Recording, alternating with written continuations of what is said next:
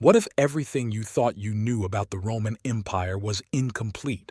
What if its true power wasn't just in its legions or its laws, but in something far more profound, something we often overlook? Rome was a religion. Every conquest was a holy war, every emperor a living god, every law a divine command. To be Roman meant to worship Rome itself. This is the untold story of history's most successful religious empire, a civilization that didn't just conquer land, but conquered souls, a system so brilliant, so complete, that it shaped the very fabric of Western civilization for over 1,000 years. Join us as we journey into the sacred heart of Rome, revealing how it built an empire not with steel and strategy alone, but with gods, rituals, and a faith so powerful that even today we live in its enduring shadow. April 21st, 753 BCE. According to legend, this is the day Romulus founded Rome. But the act of foundation was no mere civic planning. It was a profound religious ceremony. Romulus didn't just mark boundaries and build walls. He performed the sulcus primigenius, the first furrow. He yoked a white bull and a white cow to a bronze plow, tracing a sacred perimeter around the Palatine Hill. This furrow wasn't just a property line. It was a magical boundary, a pomerium, separating the consecrated space of Rome from the chaotic, profane outside world. Where he intended gates, only when the gods explicitly approved did Rome officially exist. The city wasn't founded by human decision. It was born from divine permission, a testament to its preordained destiny. Every part of Rome's foundation myth is steeped in religious meaning, reinforcing its unique status. Romulus and Remus were not just mortals. They were sons of Mars, the formidable god of war, and a Vestal virgin, Rhea Silvia.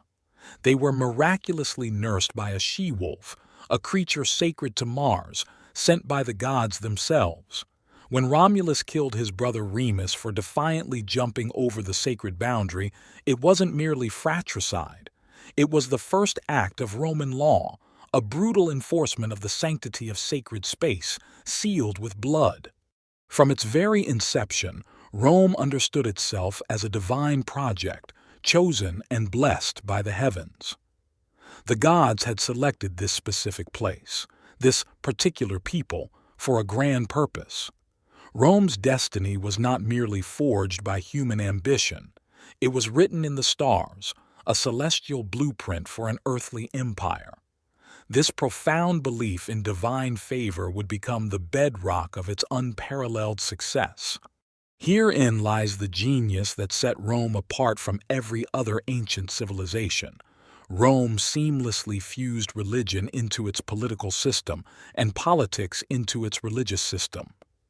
They were not merely intertwined. They were, in essence, the same entity.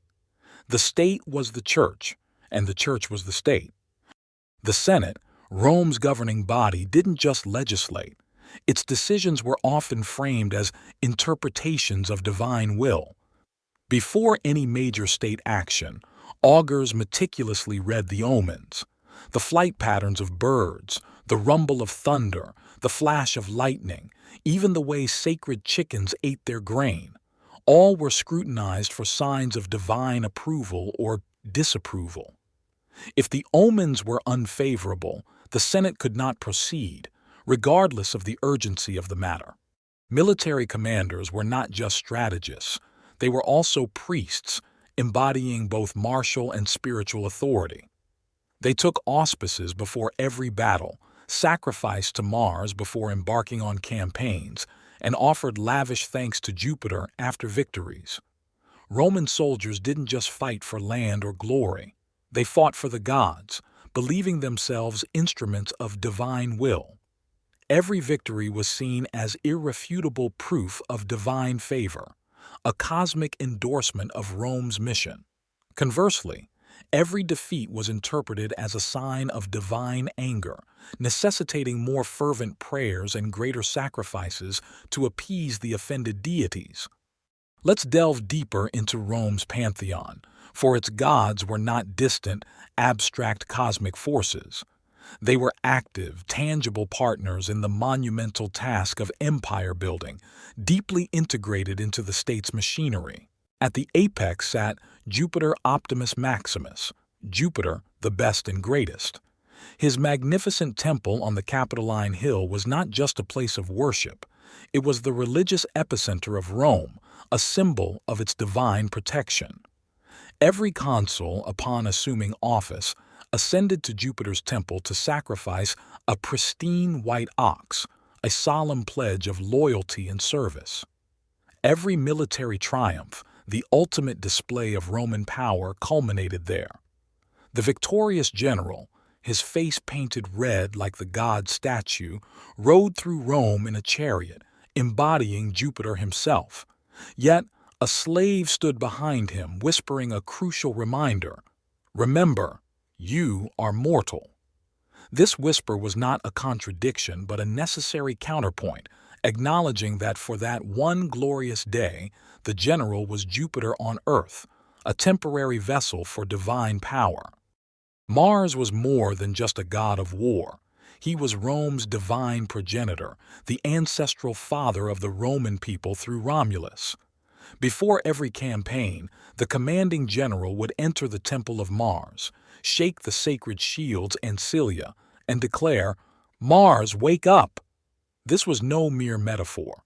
Romans genuinely believed Mars literally slumbered in peacetime and needed to be roused for war, a direct appeal to their divine ancestor for victory. This personal connection to the gods made their worship intensely practical and immediate. Vesta, the revered goddess of the hearth, held an even more fundamental role. She protected Rome's very existence through her sacred, eternal flame. In the circular temple of Vesta, 6 virgin priestesses, the Vestal Virgins, maintained this perpetual fire. If the flame ever extinguished, it portended catastrophe for Rome, a sign of divine abandonment.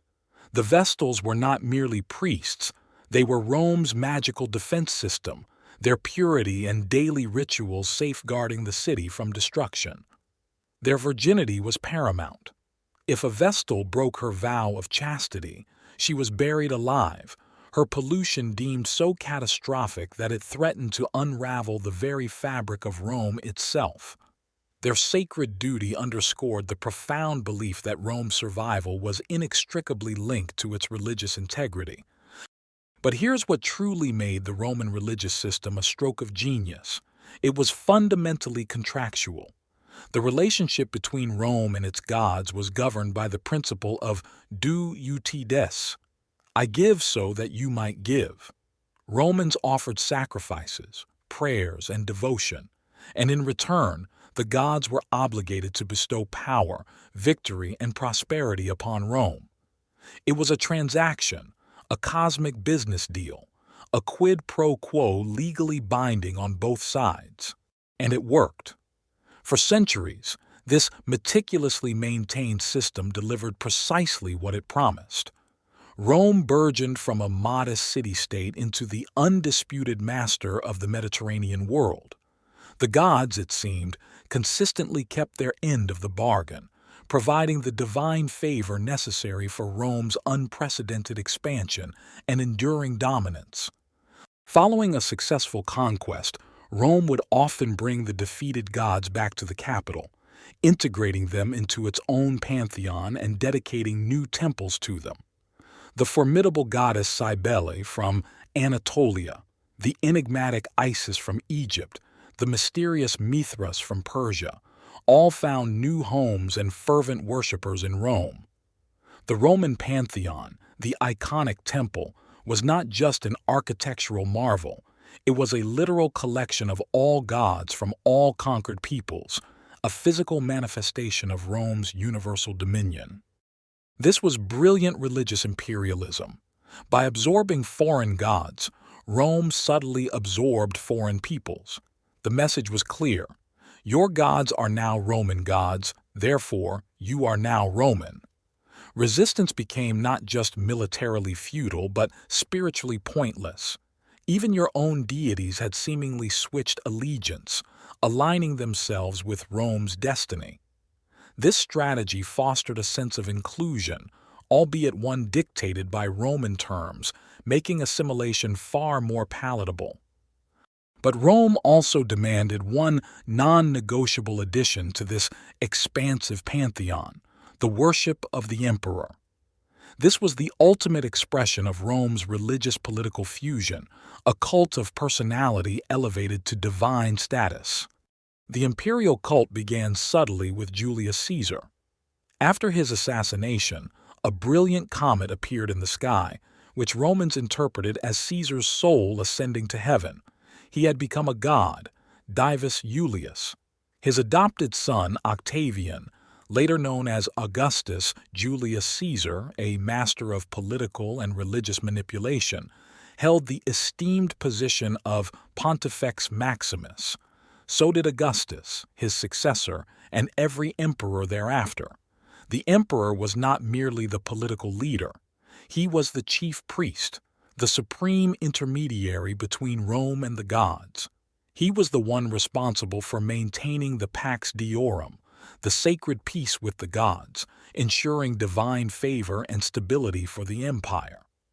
This dual role solidified his absolute authority, making him both temporal and spiritual head of the Roman world.